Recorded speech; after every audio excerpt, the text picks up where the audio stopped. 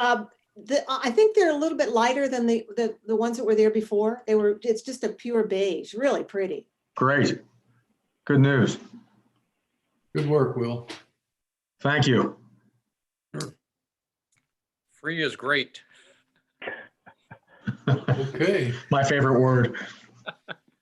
All right. Thank you, everyone, for coming. We'll call the meeting of the Finance Committee to order now. We have an agenda. And the first items on the agenda are approval of minutes from the meetings of 4/14 and 4/21. I received a couple of comments. Housekeeping, there was an addition incorrect on one of the numbers and a date. So do I have a motion to accept the minutes for the 4/14 meeting? So I'm moved. sorry, the person you are trying to reach has a So voicemail box moved. that has not been set up yet. And Jeff, second? Second. And then Mike? a Mike? motion for the minutes of Mike? the 4/21 meeting. I'm sorry, Mike, can you hear me? Yes. Question, is it April 14th or is it April 15th? I hear you saying 4/14. I'm sorry, 15. That All was right. one of the dates that needed to be corrected. Okay, thank you. Yes. And so then were there any other questions about those or any? No, Okay, so all in favor? aye. Aye. All right.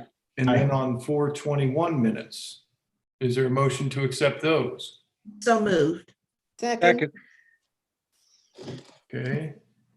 Marilyn, all right, all in favor? Aye. Aye. Aye. Aye. Those opposed? All right, good. So now we can move on to the first order of business, which is the Sharon Road repaving project. The village has received 3 very qualified bids. David, would you take us through those? Just a brief overview of who made the bid, what the cost is, any outstanding items, and then get us to the recommendation from the engineer and your perspective as well as administrator and Don.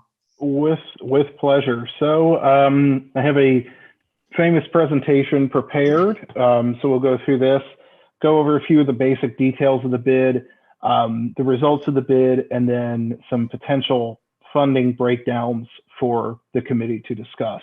Great. So the bid details, we did have our opening on Friday, May 28th. There was one alternate that was built into the bid outside of the base bid. That was for thermoplastic striping. It wasn't really a question that we were going to pursue this, if only because this kind of striping lasts around 15 years. So it's a good option for roads just like Sharon that we are putting the final touch on after years of underground work. So this is a good permanent, well, semi-permanent anyway, solution compared to painting for thermoplastic striping for lane markers, parking areas, those kinds of things. It's more vibrant, especially in inclement weather. We received 3 bids. The bidding companies were Barrett, J.K. Muir, and Jurgensen.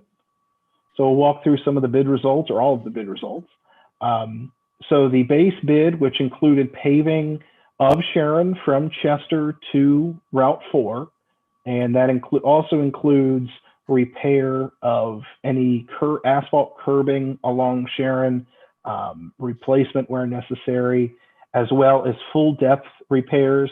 Folks, especially those in the village driving up and down Sharon, might have noticed certain areas, especially on the eastern half of the village, that were marked with dashed white paint. Those areas will be ground down and have full depth asphalt repair. So that's the underlayer, and then the course of asphalt on top. So that's a in-depth repair to serious damage to the road. So that base bid, those base bid prices are there. Barrett at $575, JK at $594, and then Jurgensen at $549. As I mentioned, alternate 1 is the thermoplastic striping. The prices for that are there, as well as the bid totals. So Jurgensen was the apparent low bidder at $582,686. So now to Yes, Dave- Alan. David, let me ask a question real quick. What are we paving exactly from to? What's the, We are paving the course of Sharon from Chester all the way to Route 4. got it. Okay, thank you. Yep. Uh-huh. I have a quick question, David. Yes, sir. I think somebody mentioned at the bid opening that the base bid included painting the lines. Yes, that's a very good point, Mayor. Thank you for bringing that up. The base bid, I'm going to go back to the base bid pricing. So the base bid pricing did include what I'll call the default option of painting the lines. Since we're adding in the alternate for thermoplastic, the painting is not necessary. So there will be even a further reduction on the base bid once that painting number is removed. I don't have those exact figures in front of me. Our engineer still has the bid documents, but we can anticipate a slight savings from the base bid amount because painting is not going to be performed, but rather we're going to pursue alternate 1 for thermoplastic striping along Sharon Avenue. Thank you. So moving on after the bid, like I said, low bidder was Jurgensen Company with a total of $582,686. They are a very well-known paving company. They are currently doing the work along 75 by the Lachlan Split. They do projects all throughout Hamilton County and Ohio. They travel south in the winter with their own mobile asphalt mill or production facilities. They are probably one of the best equipped companies in this area to do road work. So we're very confident in their abilities to get this done David, and to do it properly. Yes, Nancy. I'm sorry to back you No, up. you're fine.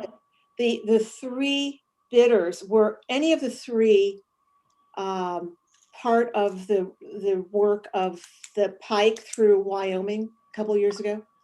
I'm not sure. I'd have to Okay. check on that, Okay, but I'm not sure. all right, thanks. So Jurgensen was the low bidder at 582, as I said. Kleiner's formal recommendation is the Jurgensen Co. bid. They also recommend a 10% contingency. If everyone will recall, when we were discussing the funding for this project a couple of months ago or a couple of weeks ago, there was a 20% contingency that was built in. That was for a conservative estimate. But realistically, because of this type of project, 10% is a more realistic contingency amount. An important thing to note about contingency is that any contingency amount does not affect the contractor's bid amount. So what they have bid is what they have bid. They say they can do the job for 582 based on specifications provided. That's the price that they will do the job for. In the only event that we would need to draw on a contingency would be if we have an emergency situation or an unanticipated, let's say we pull up some road and we do some grinding and discover we need additional full depth repair. Those kinds of things would be covered by the contingency. If we make changes outside of what was previously approved through the bid document or previously bid through the bid price, that's where the contingency would be relied upon. But before any money is spent against that 10% contingency, the contractor would need to pursue a change order through the village and through our engineers. So there are several levels of review there for the engineer to look at the potential change order, for myself and Tom Aldifer to look at the potential change order, and anyone else that might have a stake in that decision. So just because a contingency is built in doesn't mean that the project is going to ultimately cost that much. Now, the two other points. David, Yes, if Marilyn. you don't mind, since we did plan for a 20% contingency, refresh my memory, please. Were the contractors aware of our 20% contingency? No. So there's another layer here that's the 1.25 million that was discussed by council. Our engineer updated the bid documentation because other bids that they were receiving for asphalt work were coming in significantly lower. For whatever reason, recent price increases across all of construction have not hit asphalt.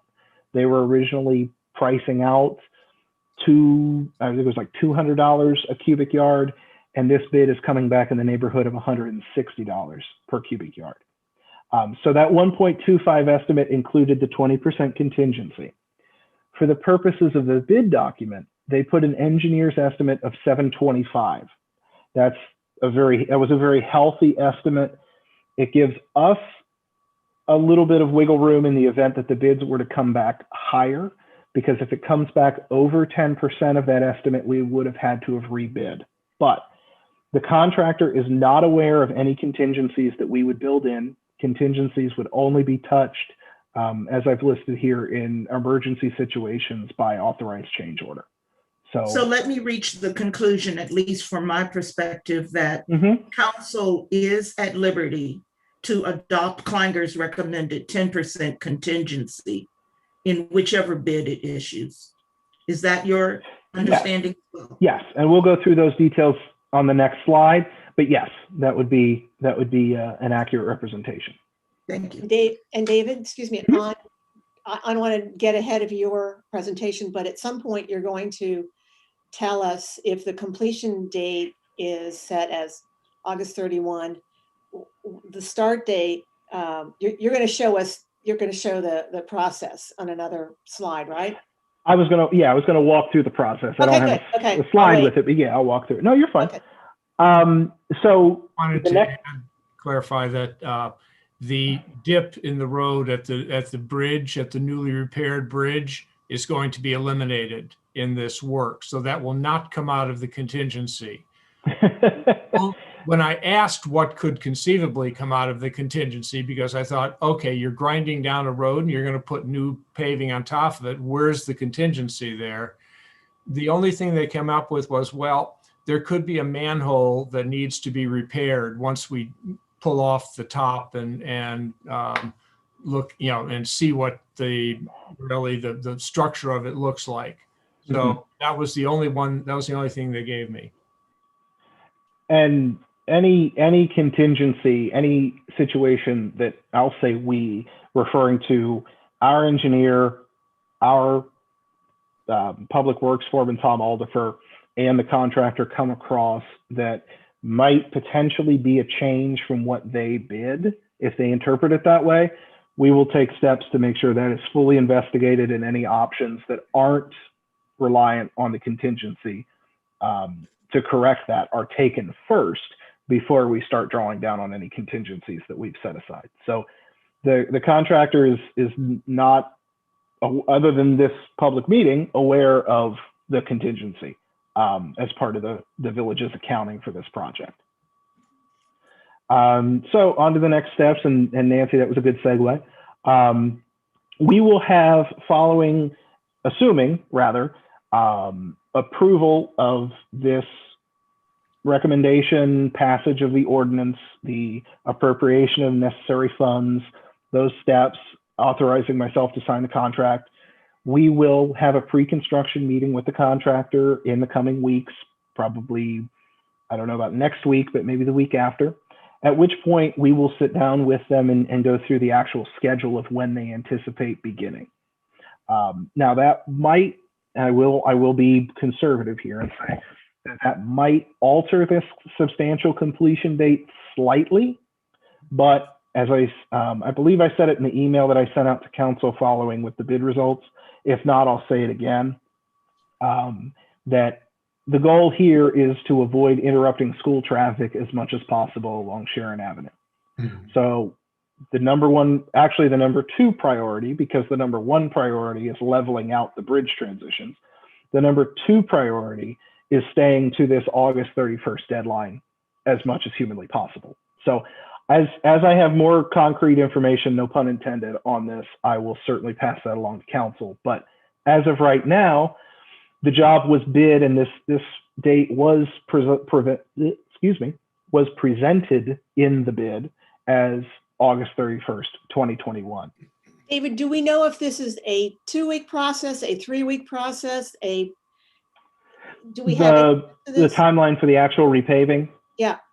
I'm not sure of an exact duration yet. Okay. That will come at the pre-construction meeting once the contractor is able to give us better ideas on what they're going to need from us Okay. and the project. So looks David, like. I guess the way to think about this is we're trying to zero in. And it's good that we're trying to figure out the process and the length. The contract said it should be substantially completed by August 31, or at least the bid process dictated that. Once you sit down with them, they will give you a time frame when we start, and then they will anticipate at that start date, they will be able to finish by X date, and it will be within August 31. We just need to figure out what that date is. Yes. Okay, great. Let me say that one of the things we're going to do here is have at the pre-construction meeting, a real schedule of milestones. Sure. And when Exactly. to be completed. One of the problems with the bridge repair was that we didn't really have that. And so it was hard to push back when they seemed to be going very slow, but they were telling us, oh yeah, we'll be on time, we'll finish it and all that. And it wasn't until like 2 weeks or 3 weeks before the end that they fessed up and said, well, we're really not going to be able to finish it for another 6 weeks, 8 weeks, whatever it is. So we'll want to get milestones down there with completion dates and Yes, we want to try to keep them on track the entire duration of the project, so that there's no opportunity to go astray. Very good. Now, in the unspeakable event that it does overrun, built into the bid is the stipulation of $760 a day of liquidated damages for unexcused overrun. Now, I will say unexcused, there are built-in options for the village to, at our discretion, determine that the contractor needs more time, had a delay, had something catastrophic happen, and they can't make the original promised deadline. All of those are unlikely situations, but they are possible. But in the event of unexcused overrun, we do have liquidated damages that the contractors have agreed to as process of bidding for this project. And those will be built into the contract as well. Do you have any other questions before I jump to funding? Yeah, Jurgensen, where are they located? Where's the home office address? They have an address in Cincinnati at the corner of Mosteller and Kemper. Oh, nice. They Okay. just built a new building there probably in the last 2 or 3 years. Oh, So They're very close by. that building. Okay. That building. Yes. Perfect. We quick sidebar here. We being Brenda, who is the sort of the administrative guru for Kleinger's, and I were talking, and we were both amazed that Jurgensen came back as the lowest bid, simply because of the quality of work that they do. So they're on a tear. They're working on 75. They recently signed a multi-million-dollar project in Middletown.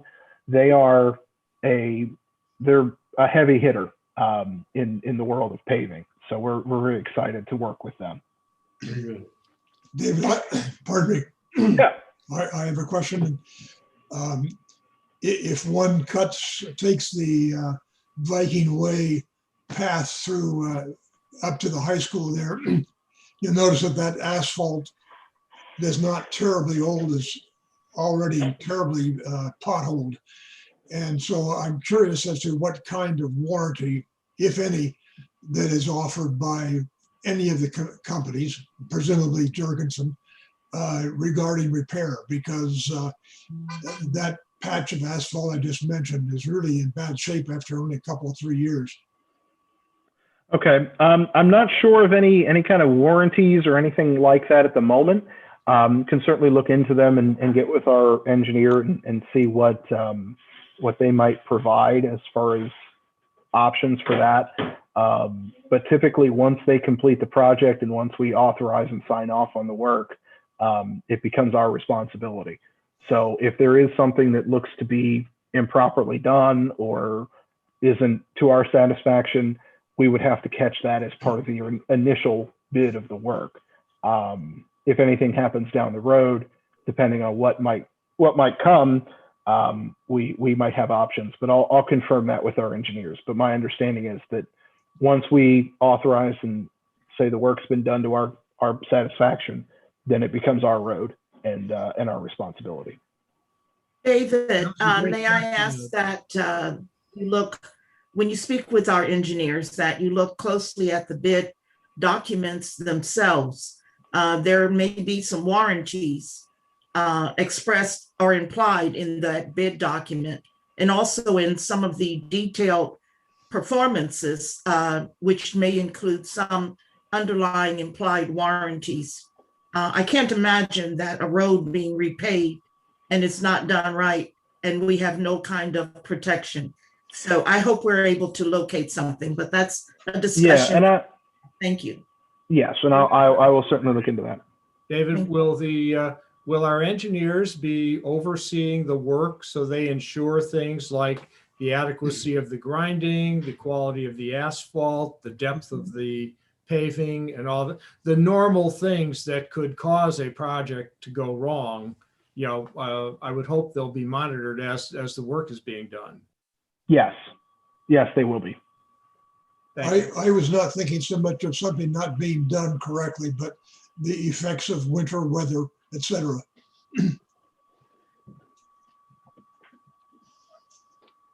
Well, I will certainly look into that and follow up when I know more about that. So we're moving on to funding breakdown here. This is a lot of numbers, but we'll go through them and hopefully get to a good conclusion. We have 582,686, which is the 10% plus the 10% contingency. So that is the base total bid for the project plus a 10% contingency, brings us to a grand total of 640,955. That is then followed up by the previous proposed breakdown. This is just recapping for everyone what we discussed with the $1.25 million estimate. So we have Hamilton County Municipal Road Funding at $150,000, the village's own street construction special fund at $150,000, general fund cash balance, so those reserves that we grew from 20 into 21, pulling down 325 from those, and then 625,000 from the VPGI. With this new total, did some sort of rearranging of these figures, and I'll walk through them as well. The Hamilton County Municipal Road Fund, that stays at 150. That money was set aside and will be provided to the village for this project specifically at that amount.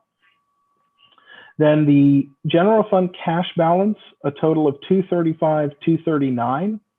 The thinking here being that by using the street construction fund 150, and instead of pulling that out of street construction fund, which is money that is set aside explicitly for street repair, equipment for street repair, those kinds of expenses, by putting that onto the general fund cash balance, as well as the additional 25% of what remains after removing that 300,000. So that 300,000 being 150 municipal road, and then the street construction fund replacement of 150,000. That would then leave the village with a substantial fund balance in our street construction fund that we could then pursue road repairs in 2022. We are working, as everyone is aware, to do underground location of our utilities. We anticipate that work to be substantially complete by the end of the summer. Then into 22, as we make necessary underground infrastructure repairs, or if we are able to locate streets that either don't have infrastructure or don't require repairs, that we can go ahead and make improvements to that pavement, whether it's a SAMI seal or a complete repave, and use that 150 that we are saving this year by putting it onto the general fund cash balance, and still ultimately reducing the original draw from the general fund cash balance anyway.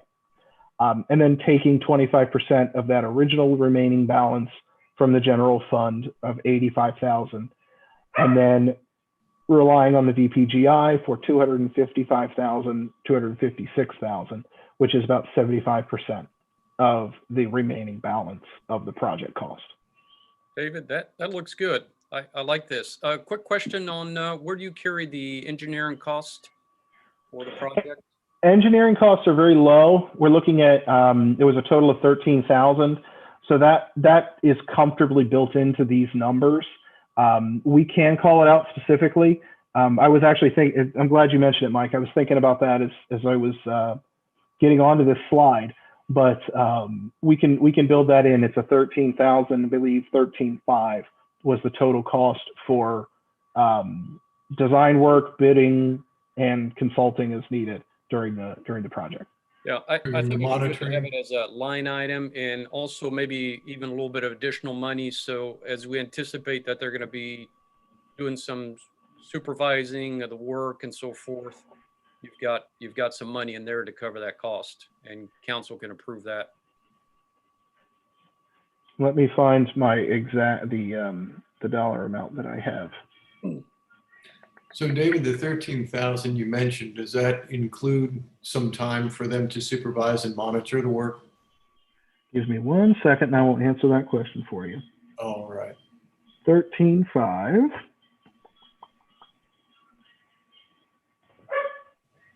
So that 13.5, let's see, is a base fee. Let's see. So this is for development of formal calculation of line item quantities, advertisement of project bid opening and analysis, pre-construction meetings. So it does not appear that their consulting fee for inspections is built into this as part of their agreement for this project. But that being said, we can certainly, as Mike said, build in a flat rate or an hourly. They have an hourly rate, but we can build in I think an an allowance. amount. For that. An allowance is a good word for it. Yeah. You know, I have a question about Kleinder's fee, because they are, as I understand, under contract to the village. Mhm. And I'm not clear at what point we have retained their services, inclusive of anticipated work such as what we're talking about this afternoon, versus unanticipated work, which is not included in their standard agreement with the village. I'm sorry, I don't think I understand the question. So the question is, if you would look at their agreement with the village and see the scope of the work that's covered, which we are currently paying for by retaining their services and paying them on a periodic basis, versus new work such as this, in which we're talking right now about billing, about extra funding to pay them. So this would be, that's a very good question. And this would be built in as separate because it is specific to a project rather than their general consulting fee for questions, evaluation of ideas, projects and proposals. Because this pertains to a specific bid project, that this would be a separate agreement and underneath the general consulting agreement that they have with the village. Or in addition to the Well, general. in addition to, because of the specificity of this project. But David, do we, I don't think we pay them a retainer for just hanging around in case we have work. I think they're a preferred engineer. They are our preferred engineer. I would have to go back and look at the agreement back when we brought them on board in I believe it was like 2014, 2015, to see. You're right, Mike. I don't think that we have, or at least I haven't seen a retainer that we pay them. Rather they charge. By project. I think that's right, David. I think that is correct. The point about hiring them as our village engineer is that we don't have to put the work out for bid every time we want to have an engineer work on a project. As long as we're using Kleinder's, we are already authorized to do that. And to pursue agreements. We have a retainer that they work against for us. They'll bill us for whatever work they do. Right. Yeah. It's on an hourly base and on the task. Yep.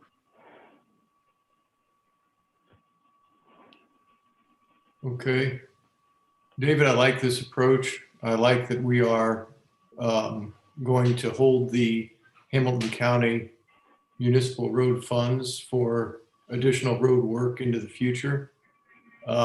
It's my understanding that Street Construction Fund 201, we want to use that. Or I'm sorry, I've got that reversed, but Yes. one of these needs to be used for Sharon Road or other roads of that type, right? MRF would need to be used on Sharon Road. Right. Our street construction fund has historically funded the street repair program, Mhm. which we've used Strasser for the past several years to do Right. SAMI sealing on our various interior streets. I think that's a good use of the funds. I like the logic of roughly 25% that you used. That was how we had it laid out, similar. Mhm. And certainly the VPGI, this is good use of VPGI funding. So I like this layout. I think it's prudent because, as I ride my bike through Glendale, Ivy and several of the other streets are going to need some serious attention very, very soon. So, Mhm. Well, I Well, think the again, question remember, is we would gonna like to make sure we consider what type of water infrastructure is under those roads before we do full repave. Mhm. However, sections where it is really bad could be addressed with this money. And depending on sequence and what amount of infrastructure is under these roads, we could select certain roads to be repaired. I think that's going to be a forward look by David and Tom, Public Works and the Street Committee. And we'll get that going as soon as we've got the plumbing under roads identified. this price tag is very, very, very surprising and very welcome. Mhm. Well, it's one of those things where sometimes it does go in your favor. You plan your work, you work your plan, as the old man said, and or actually the old woman says that too. But while we have seen some things not go our way, like interest rates in this current economy, something like this breaking in our direction, it helps balance things out. So I'm very happy with First the time I result. can remember that we had bids come in lower than what we had expected. So I am really delighted. It's a good thing we have David on the job. So We'll give one more thing before we leave it, David, though, is I would be surprised if there were not some type of warranty available for this work. So as you and engineers, and if you need my help or anyone else's, Mike Beaugrand, Yes. look at the documents, we can look for that. And if it's not there, we can ask. Yeah. This is too big of a cash outlay not to have something. Going out of Yeah, I'm certain there's something in there. I'm guaranteed, like Marilyn said, I'm certain. and there might be. I'll admit I'm not as familiar with the 100 pages of bid documents as our engineers would be, but I will be reaching out to Sam, who is our main engineer contact with Kleinger's. I'll be reaching out to him this week and following up with two questions, the questions of the warranty, and then I will try to get a more firm figure for we'll call it supervising of the work, or inspection, check-in, consulting, whatever word sounds best, for the engineering costs, so that going forward then the total would be the $640,955, which would be the original base bid plus the alternate with a 10% contingency, plus $13,500 for the engineering services, plus I don't want to say an amount and be out in left field with it for consulting fees, but I will have that prepared for the meeting next week, and we can go through that in more detail. Great. Also ask them, or at some point, try to understand what typical benchmarks would be. Yes. All right. As the project proceeds, I'm sure they can quote you chapter and verse. you typically, this is one benchmark, this is another in a typical job. This is great. Yeah. Okay. So we've looked at a lot of what I've got termed here next steps. The ordinance, awarding of contract, project timing, and then the timing issue, the overall length of time it'll take to complete the project, over how many weeks. We'd like to know that within, of course, August 31. And you've updated on the funding for the project and the effect on village funds. We've got that. So are there any other questions or comments on this section of the meeting? None? Yeah, Mike, Yes. Bessel, I guess, since St. Gabe's and Glendale Elementary are kind of right about next to Sharon, would it possibly make sense, these schools start so early now, would it make more sense to start earlier in August than, earlier in July? To start the work? Start the very first day of I think groundbreaking? we'll want to start the work as quickly as we can. Yeah. Yeah, but I would suggest though that we don't try to direct where to start and where to stop, if that's part of your question. I would, we could, if we get into trying to direct them, we want you to do this part first and this part second, that never works financially. Yeah, contingency money. This project will be relatively straightforward for a company like Jurgensen. Right. So they will be able to get through and get the work completed in effectively no time, especially to them. So I anticipate that they will not be working in the village for any extended length of time.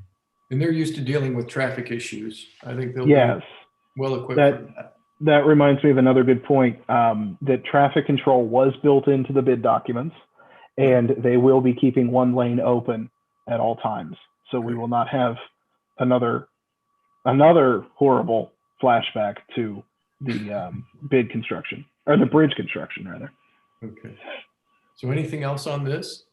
Well, I would like to have a vote to recommend this to council, just so Yes. something we can recite in the whereas clauses of the ordinance. Yes, I think that's a good idea. I wanted to get all questions out on the table. So, right, I think this committee needs to recommend and that we follow David's and the engineer's recommendation, both on service provider and timing and funding for project. Is there a motion for that? I'll move for that. Alan will move forward. Is there a second? Second.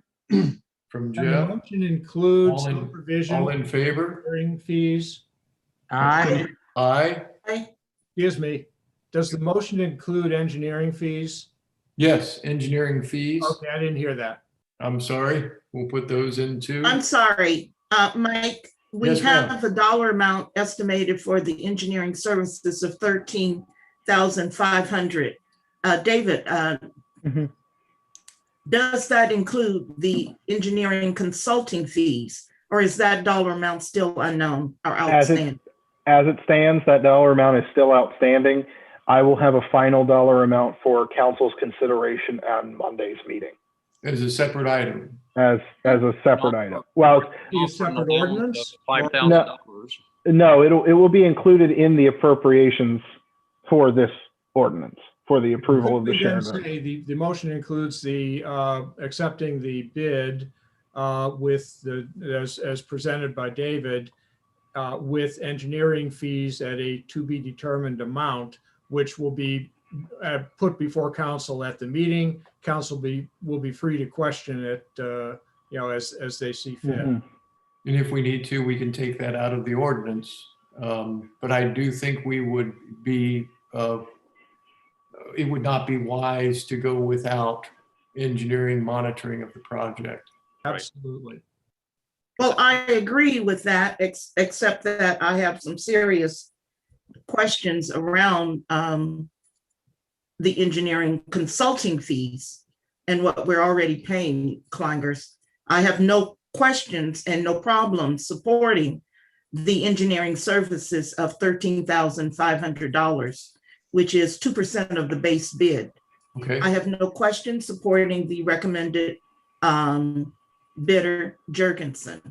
Okay. It's just that there is an unknown dollar amount, and there are existing histories with clangers, and I have questions around that, Okay. which I'll reserve. That's fine. So just a point here. We need to make sure that council's in a position to approve this thing at the next council meeting. Otherwise, my sense is all bets could be off from these. Mike, I disagree with what you're saying. I think council is positioned to approve the the bidder. I think council is positioned to approve or act on the engineering services. I think council needs to hear about the engineering consulting fees, and that in and of itself does not jeopardize the entire project or the award of the bid. Right. Good. I think, Mike, and just to bring it all back together, we'll see the numbers that we have seen today. There's one number we do not know. It will be called out in the ordinance. If council so chooses to eliminate that number, we can do it at that time. But we'll be left, to Mike's point, we would be left scrambling to find some supervision of this project from an engineering standpoint if we decide to decline Kleiner's services. Well, So then may I suggest that but the best we can do at number this as soon. point, I'm sorry, the best we can do at this point today is say, we are recommending what has already been proposed, and we will see a number for engineering supervision at the council meeting. It will be within the ordinance. That's the best we can do today. All good? Any other questions? Okay, all in favor of this being recommended to council? Aye. Aye. Aye. And those opposed? Very good. So that's a unanimous. Great. Okay, moving on. We put in the agenda the Albion Hedgerow project. And that is just because we want to keep track of that. And David, I think it's still in planning phase. Are there any updates that you can provide? As of right now, we don't have any immediate updates or any large amounts of new information. As I'm sure folks are aware, we did have a problem behind the Warwick subdivision last week. I heard about that. Yes, we had a sewer and storm line, both clay. They collapsed as a result of the weight. They were installed one on top of the other, which is interesting. And the weight of the 8-inch line on top was too much for the 6-inch line underneath. So those lines have been repaired with PVC. That's important to mention because that is where that Albion stormwater system sees daylight, to borrow a phrase. So that would be an area of intense consideration and study as part of this Albion project. To refer back to funding, the American Rescue Plan funding is still on track to be received by the village. We have approximately $430,000. I believe it's now down to $427, the last I've seen. But the village, recently townships in the state of Ohio have been rather upset by the distributions because they were excluded from the original distributions. But my understanding is that funding is going to be coming from, if it is brought to townships, will be coming from other portions of the American Rescue Plan rather than the portions being distributed to local government entities. So that's good news for us. Yes. Question on that ARPA funding, American Rescue Plan Act funding. Has the decision been made to award the village $430,000? Namely, is that guaranteed coming to the village? And secondly, will that be in the form of a cash payment, or will that be in the form of some other in-kind services or billable services or public works or something? Sure. So and thirdly and lastly, what's the time frame for that? Sure. So I'll go through all of those. So the funding, as guaranteed as anything can be. The U.S. Treasury has issued guidance with estimates saying that the village will receive approximately $430,000. Now, as anyone knows, when you're dealing with the federal government, that could change, it could not change, but I have not heard any information to the contrary of that dollar amount or saying that those estimates are off. They are used, there's a rather complicated method of estimation that they use to evaluate how much money every community in the United States is going to receive as a result of this bill. So while that funding has not been confirmed, my understanding is, to answer the timeline question, that we will be receiving the funding in 2 tranches. We'll be getting one, I would assume, within the next coming weeks, based on the guidance that I've read. So that will be a direct cash payment to the village. And then we will be receiving half of our funding this year, with the second half coming next year, around the same time.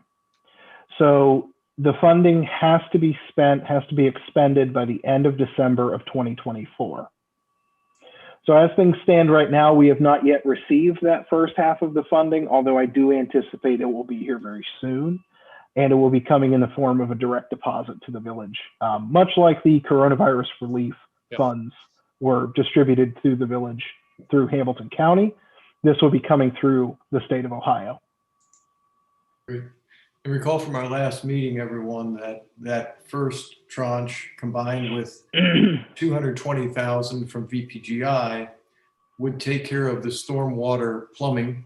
And then the 2022 tranche would be put towards repaving Albion and Hedgerow. Yes. And to repeat what was presented at that meeting and at the Streets Committee meeting, that this project is a home run for the American Rescue Plan funding. Water and sewer infrastructure improvements are one of the explicitly listed acceptable expenses for this funding. So it's an excellent use of that funding and helps us address a very serious concern in a large section of the village. So David, I am not on the Streets Committee, and I was not at the Streets Committee meeting. However, I do live on Warwick Place, as everyone knows, and I do hear from the neighbors.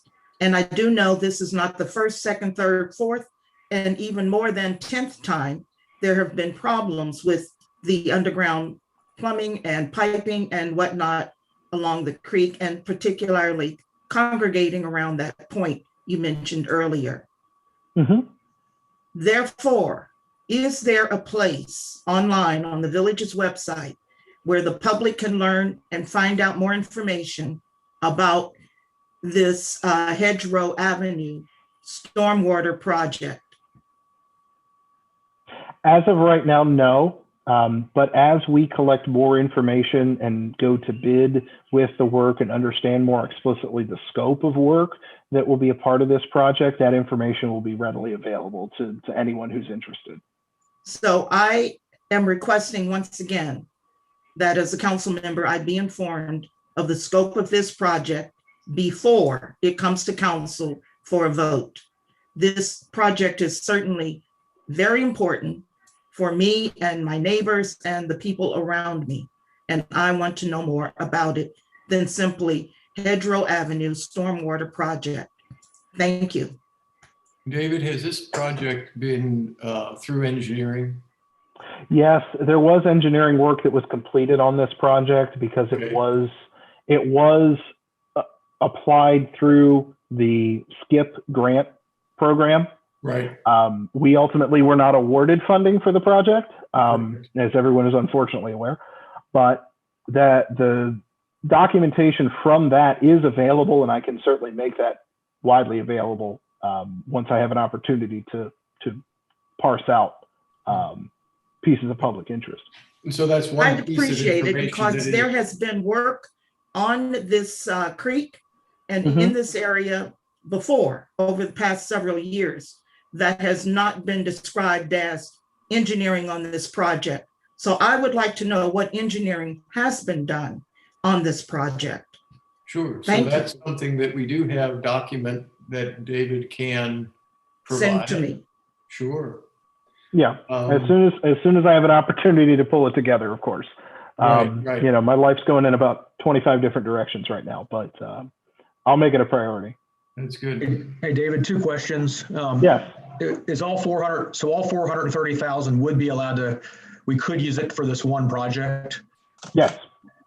And then secondly, once you study the Warwick issue with how you started this off with the sewage and stormwater, will the cameras be able to, once you get down and look in there, would the cameras be able to find what's going on there? And then possibly would this project be extended all the way to Warwick and beyond? So this project would, the largest scale of this project actually is occurring in the Hedgerow Albion area to manage stormwater runoff that ultimately begins at the Oak Road Greenbelt property and runs downstream towards the Warwick subdivision before ultimately crossing under Sharon at the Dew Bridge and then running into Town Creek just off from our sewer plant. So this project would include underground stormwater management systems, catch basins, curbing, all of those kinds of things. The other portion that I think is ultimately necessary as part of this entire project is a stormwater study that answers two questions.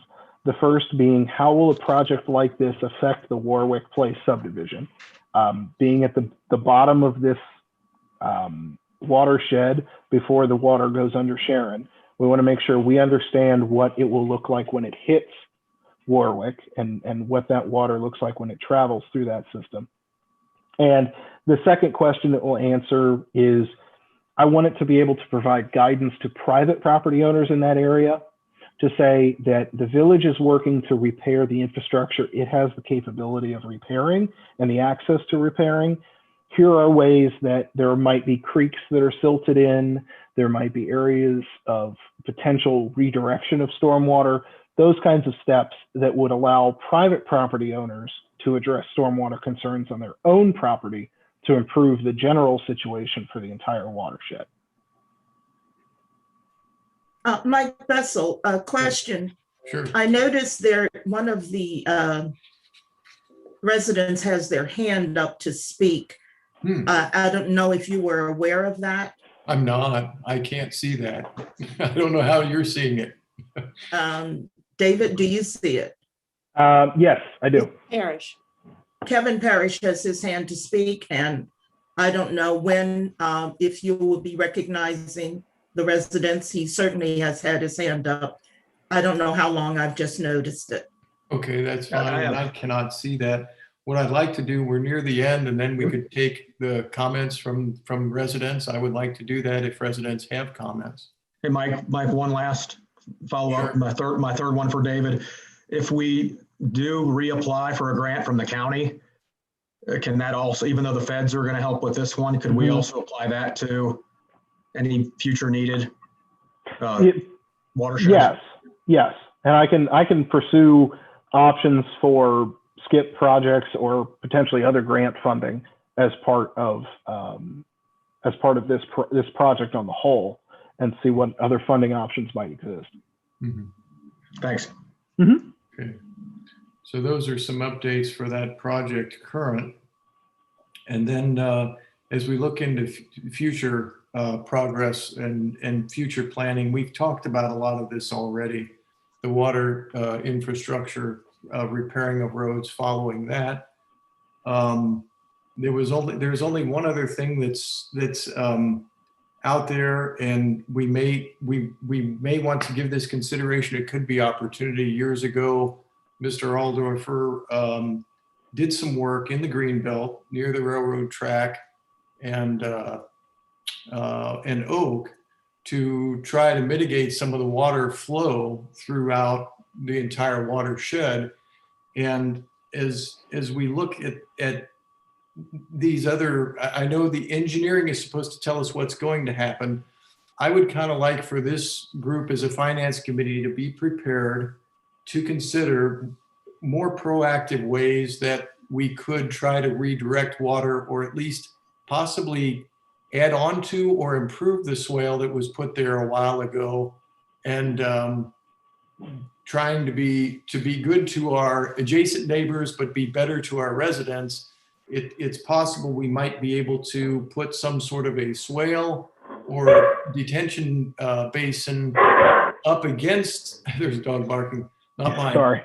Up closer to Woodlawn, and try to direct water there. When we get these huge storms we've had, maybe we can get water flowing in that direction. Just something that helps control when we get these giant storms, a place for a lot of that water to go, and then it can drain off more slowly. So we don't have the engineering experts' opinions yet. We're going to get that, but I think we should be thinking long-term about what, it sounds logical, but before we start moving dirt, let's get the experts to tell us where the dirt should go. And then just simple things like, adding some rocks, riprap it's called, to try to retain whatever we create there. Those are things that, as this engineering study comes through, we'll be able to try to take some proactive steps to help the situation overall. Can I say something about that? Yes, Alan. I know this isn't utilities committee, but this is all part of the infrastructure of what we're dealing with. I think our water problem, it far exceeds our own village.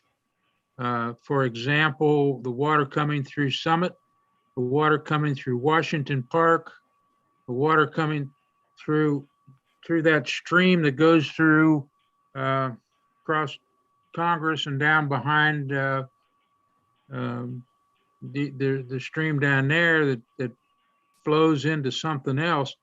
I think that we're working now on the, excuse me if I'm out of step, we're almost working on the wrong end of the problem. We're working from the treatment plant outward, and we should have an idea of what we're going to effectively have to pay for when we start working on the north or the west side of our village, because that's where our water is coming in that we don't generate ourselves. There is quite a bit there. There's quite a bit coming from Woodlawn, and that's adding to all the problems on the east side of the tracks. Towards the west, we do need to look at those areas going forward as well. Alan, I believe, like you do, that there's probably a lot coming from the retirement community that's over there. There's been a lot of building over there. Yeah. Well, and they don't consult us when they do build over there, and the water's running our way, not into their village. It runs into our village. Away from them, that's for sure. And I'd like to have our engineering do some good research there, in addition to what we're doing down on Albion, and I mean, because that water's coming from somewhere, and it ain't, I hate to say this, not all coming from our village. We're just not that damn big. No. And the water that's coming through our village is coming from Glenview, golf course. It's coming from those, the other places. And I think we need to discover where they're coming from and fix and try to fix that problem. And I think we need to budget for that. I would like to say that might be a way that we save some money on this paving. Maybe that money can be moved over to the engineering end of it, and see if we can do something that we can hang our hat on. Right now, we're just guessing. Right. It's not a good way. And this is why we've got this last category of additional planning that we would like to do. Yes. Mike, can I just quickly? Sure, Don. I just want to assure everybody that this is not, this is not something that's new to us. And we have been looking at this problem of water coming in from our neighbors from all sides, west, east, south, west, south, north, everywhere. Mm-hmm. And we have made some progress in controlling what comes in, but there is still a lot of work to be done. And I just want people to know that this is something that has been of great concern. They go out during a heavy rain, they look for any sudden surge of water coming into our system.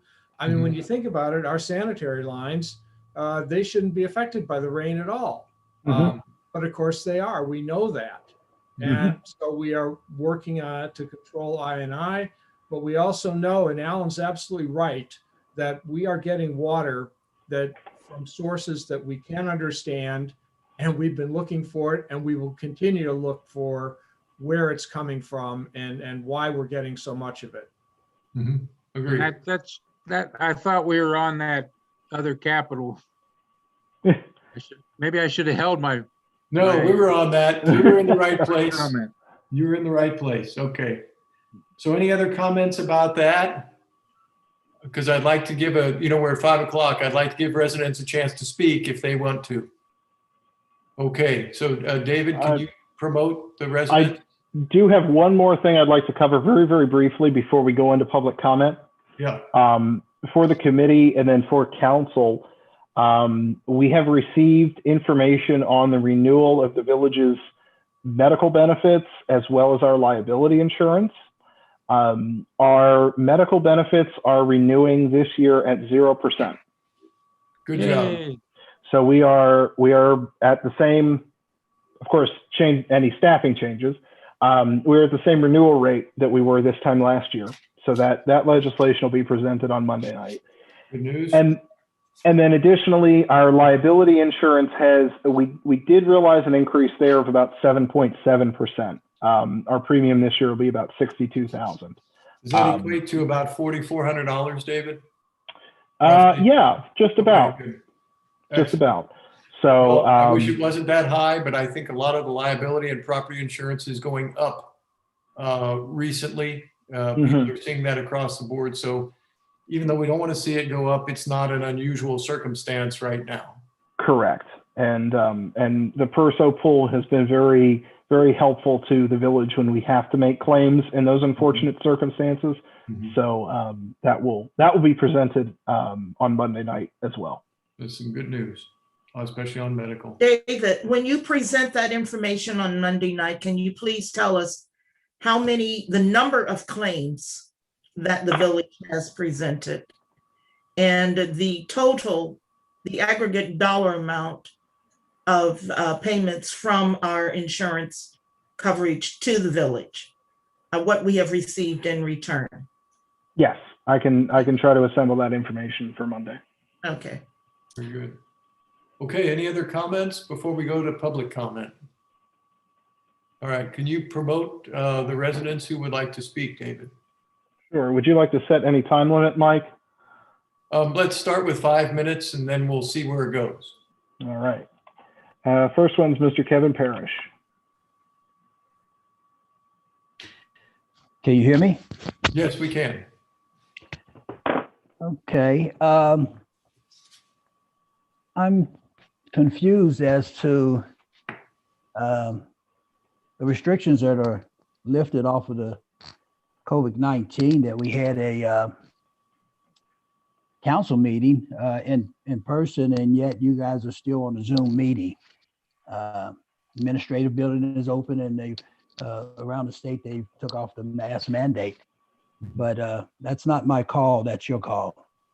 Alan, I was impressed that you brought up the issues of the water of east-west, and for them to take a closer look at a solution, because this problem has plagued us for longer than 15 years, and the village is well aware, at least the utilities, and Wally Cordes was well aware of these problems and disregarded the recommendations. I won't go into that, but I will ask, when was our last annual report from the Finance Committee? Just to answer that, we normally don't jump in the middle of when you're talking, but the village did put together its budget. That's been published. And within the finance committee meetings, there were minutes that have been posted and also budgetary items within those minutes.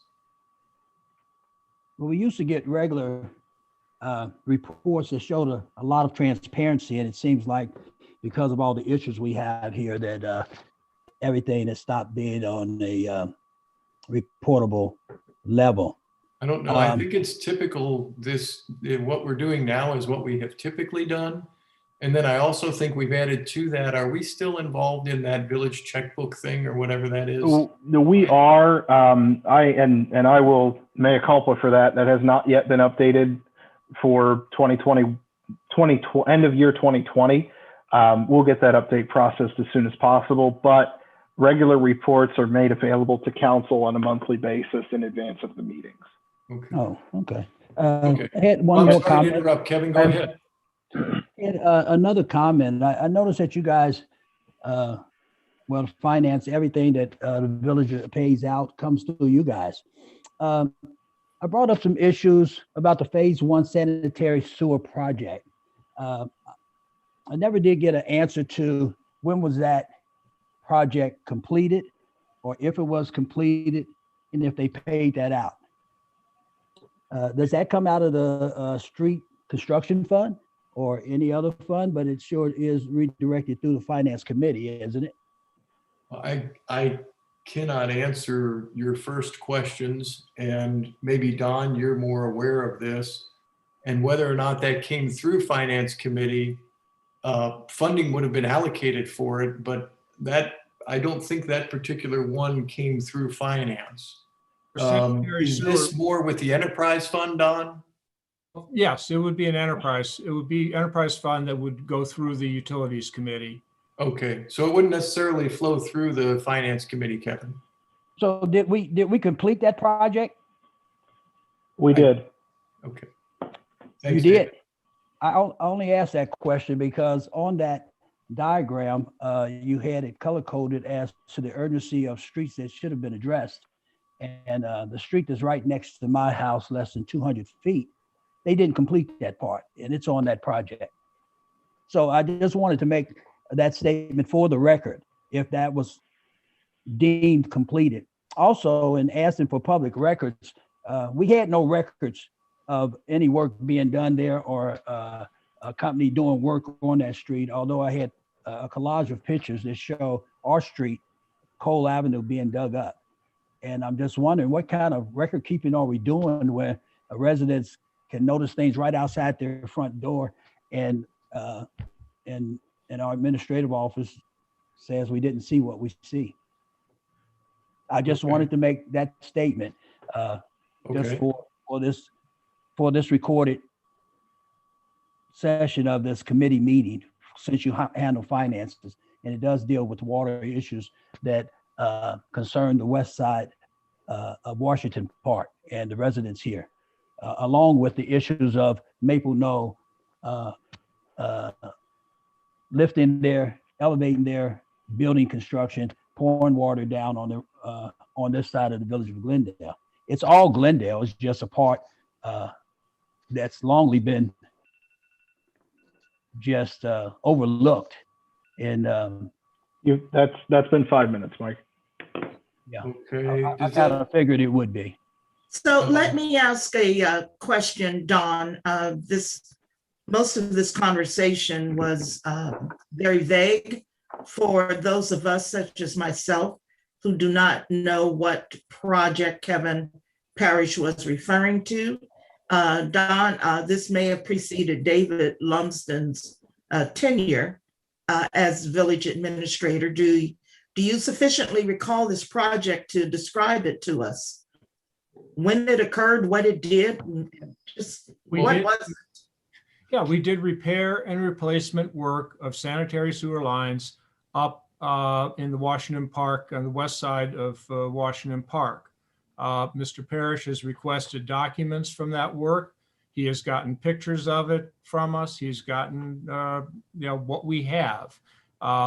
We do not have sufficient documents that satisfy him. And we are now in litigation with Mr. Parrish on this very subject. And so I really am not comfortable going into any more detail. Okay, thank you, Don. And beyond that, it really has more to do with enterprise than finance. So I think we would want to move on from this. The only other thing that I'll comment on for Mr. Parrish is the Zoom meeting the meeting was called as a Zoom meeting and not an in-person meeting because at the time this was the information we had regarding governor's orders. We wanted anybody who wanted to attend to be able to attend. So we decided to do it via Zoom rather than in person for folks who didn't want to come to an in-person meeting. So that was the call that we made for that. Future meetings we're hoping will be in person. This should probably be the last one we have to have this way. And whether it is upstairs in town, in the village office or at town hall, we should have enough space to be able to distance in case anyone is concerned still about the virus. And of course, masks could be worn. So but that's why we called the meeting as a Zoom meeting. Mike, may I also add that, Mr. Parrish, we have not had a council meeting in person. The meeting you may be referring to was the meeting of the Glendale Community Improvement Corporation, which was held in person as well as by Zoom, but council has not met in person. And I just wanted to make that correction. Thank you. Thanks, Marilyn. Let me add that council will meet in person on Monday, June 7th. It'll be another hybrid meeting, meaning that it will be in person and will also be Zoomed. Okay. So are there any other thoughts, questions, comments for the Finance Committee? And hearing none, I I'll got make. Yes. one thought. On Monday now, we're going to vote on two separate ordinances. One for the boarding of the package, the other one for the financing of it. No, it will all be one ordinance. One ordinance. Correct. Yes, and it will, however, it will separately call out a number for engineering monitoring going forward. That will be in excess of the 13,500 that has been described already. And those specific amounts will be called out in the body of the ordinance as well. Sounds good. Okay. Okay. Thank you. Mike, does that ordinance, Mike, Don, or David, do we also need to have an ordinance transferring funds If there are required Related to- ordinances, related to we'll the Sharon put them Road? together. This ordinance will simply be an appropriation ordinance. Funds are available as needed to make these expenditures.